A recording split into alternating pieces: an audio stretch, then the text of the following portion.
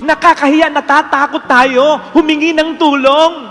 Lalo pat kung minsan, nakaranas na tayo ng rejection. Magandang tumatayo sa sariling mga paa, pero kapag kailangan na ng tulong, humingi ka. Walang masama doon. Let me tell you one thing. Kailangan nyo ng tulong. Statement po yan, hindi tanong. Kailangan nyo ng tulong. Pag sinabing statement, katotohanan po yan. Hindi nyo po pwedeng i-deny yan. At walang masama dyan.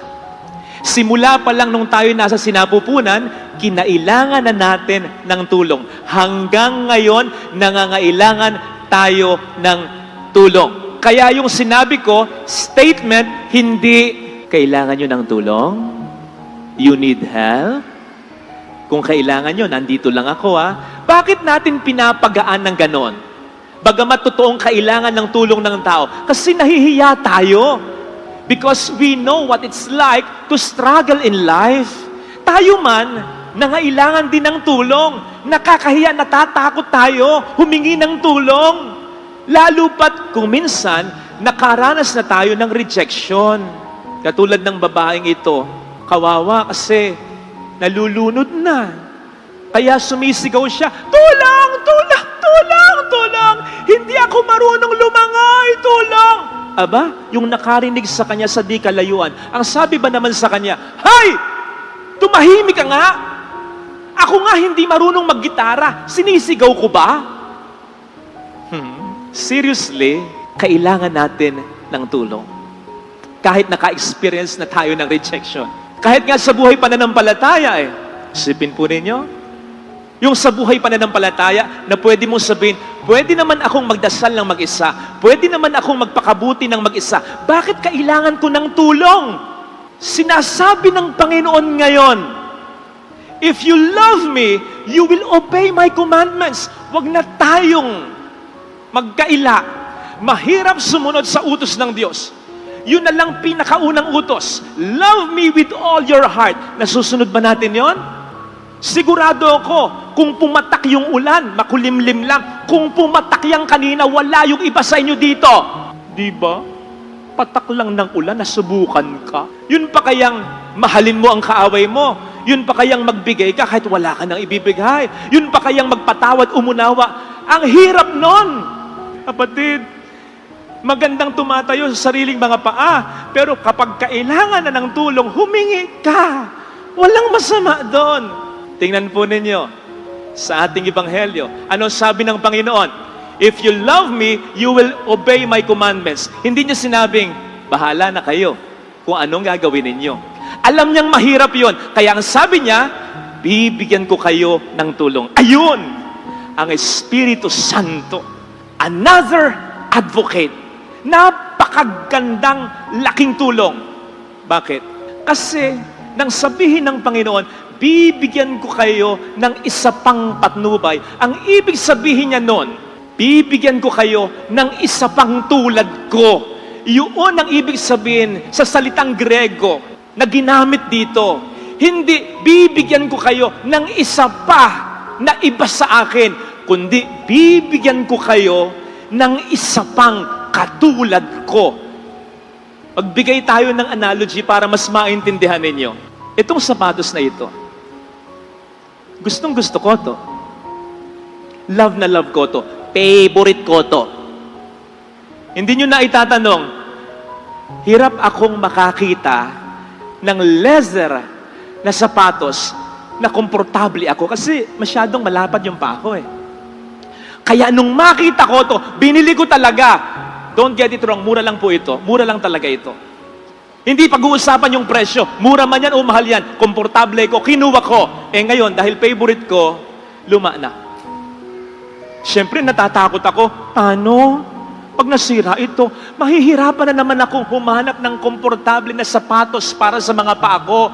Kaya sabi ko, maluwas ako. Bibili ako ng isa pang pares ng sapatos na katulad nito. Same size, same style, same brand. Bakit? Para yung comfort na nararanasan ko ngayon, yun pa rin yung comfort na maranasan ko kapag nakabili na ako ng isa pang sapatos na tulad nito. hindi ako bibili hanggat maaari ng ibang sapatos na ibang style kesa dito. Ganito pa ring style, ganito pa ring brand, ganito pa ring size. Naintindihan po ba ninyo? Pero iwan na natin ang topic na ito kasi hindi ko sasabihin yung brand. Hindi ko sasabihin yung size. Kilala ko yung iba sa inyo. May mga nanonood pang kaibigan ko, naglalaro na sa mga isip nyo, dapat malaman ko yung brand at yung size niyan. Bibili ko si father niyan. Huwag niyo akong tambakan ng sapatos, parang awa niyo na. Ako na lang po ang bibili. So yun ang sinasabi ng Panginoon sa Ebanghelyo ngayon. Patungkol sa Espiritu Santo, bibigyan kayo ng isa pang patnubay, pero pagdating ng Espiritu Santo, ako din yun. Kung ano yung tulong na ibinigay ko dati, yun din ang itutulong ko sa pamamagitan ng Espiritu Santo. Example, sige, tingnan niyo yung pagkakapareho, Sino ba ang nagturo sa atin na magdasal? Si Jesus. Natatandaan niyo yon? Ang sabi ng mga alagad, Lord, teach us to pray. So, He taught us, Our Father in heaven, holy be your. Yan ang standard ng ating mga dasal. Si Jesus, tinulungan tayong magdasal. Basahin po ninyo ang Romans 8:26. Ang sasabihin doon ay ganito, we do not know how to pray as we ought. Kaya, idudugtong sa verse 26, ang Espiritu Santo ang namamagitan para sa atin. Siya ang dumadaing sa pamamagitan ng mga salitang hindi natin kayang isipin at bigkasin. Nakita ninyo? Panalangin. Pareho lang. Jesus, Holy Spirit, tinutulungan tayong manalangin. Si Jesus, tinuruan tayo ng maraming bagay, parables, Beatitudes, Sermon on the Mount. Tinuruan tayo ng maraming mga bagay na dapat nating malaman. Basahin ninyo yung sinasabi ni Jesus patungkol sa Espiritu Santo. Sa John 14:25, ang sasabihin doon ay ganito, at ang Espiritu Santo ang magtuturo sa inyo ng lahat ng bagay at ipapaalala sa inyo lahat ng sinabi ko na sa inyo. O di ba magkapareha sila ni Kristo? Pagtuturo, nagturo si Kristo, magtuturo ang Espiritu Santo ng tinuro ni Kristo. Parehas. Bago umakyat si Jesus sa kalangitan, anong sasabihin niya? I will be with you always. Anong sinabi ni Kristo sa Ebanghelyo ngayon patungkol sa Espiritu Santo? And this, another advocate, the Holy Spirit, will be with you always. Nakita niyo? Parehas. Si Kristo at Espiritu Santo. And even as we grieve the Spirit, even we rebel against the Spirit, even we sin against the Spirit, as we do with Jesus, the Spirit will always be there for us and with us. Nakita nyo? Pareho. Kaya kung sasabihin ninyo, napakaswerte ng mga tao dati, nakasama si Jesus, narinig si Jesus, nakasama si Jesus ng personal. Kapatid, I'm telling you this, kung ngayon, meron kang malalim na relasyon sa Espiritu Santo, parang kasama mo na rin si Kristo. Hindi mo lang nakikita saan yung tao, pero sa mga sakramento, kung nandoon yung puso mo, mararamdaman mo si Kristo sa pamamagitan ng Espiritu Santo. Kaya nga, di ba, nasasabi natin, iba yung pakiramdam ko.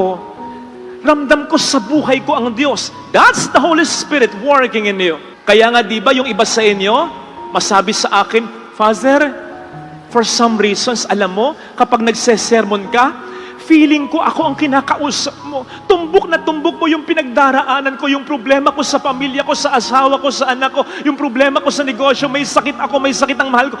Tumbok na tumbok mo. Parang ako ang pinatatamaan mo. Oy, excuse me ha.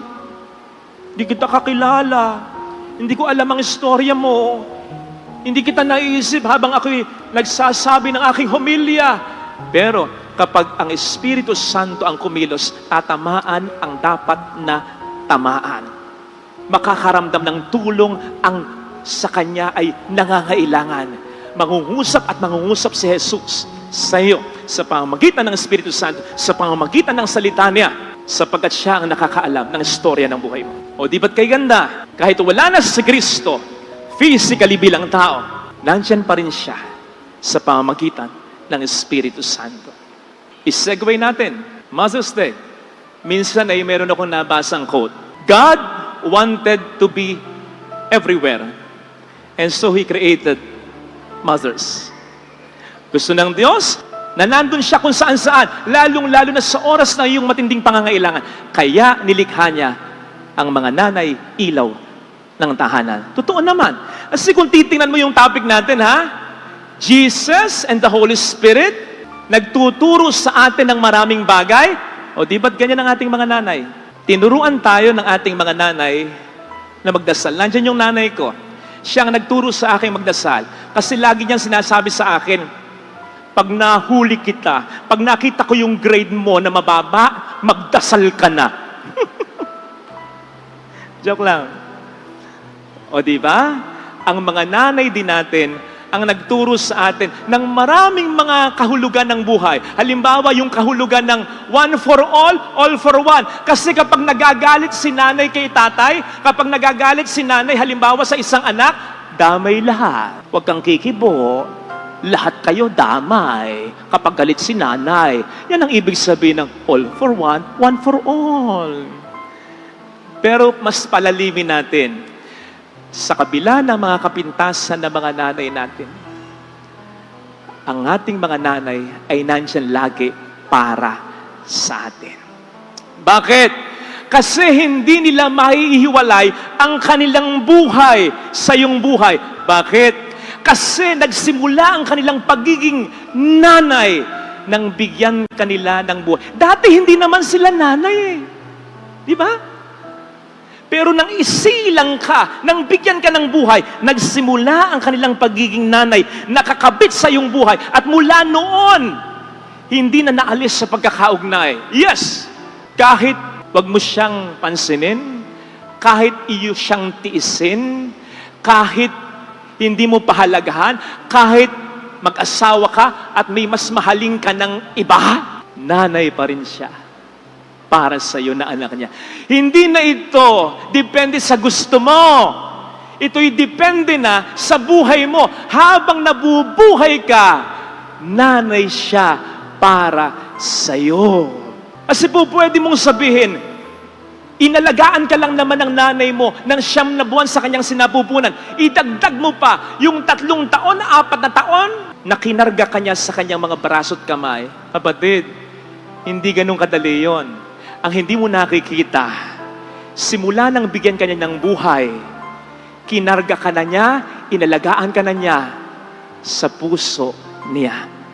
Yun ay panghabang buhay na. Kaya nga, kapag sinasabi ko ito sa mga ikinakasal ko, totoo naman eh. Lalong-lalo na kapag yung ikinakasal ay nagsabi na ng mga salitang ganito. Sasabihin ni groom kay bride, ni bride kay groom, ikaw lamang ang aking iibigin at itatanging karugtong ng buhay ko ngayon at kailanman.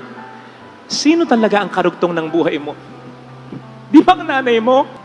Pero sa dako ngayon, para bang inaalis mo yung dugtong ng buhay mo sa nanay mo, idinudugtong mo sa ibang tao na hindi mo pa kilala talaga, na hindi mo man kadugo. Kaya sinasabi ko sa mga kinakasal ko, sa puntong iyon, nagbabago ka na sa nanay mo eh.